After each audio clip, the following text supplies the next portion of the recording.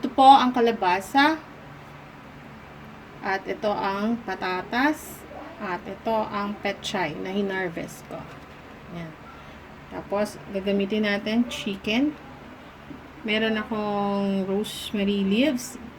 Yan, ginagamit ko. Naglalagay ako niyan para medyo masarap ang ano. Meron akong thymes. 2 cubes. Gagamit tayo ng curry powder. Ginataang gulay for my gata.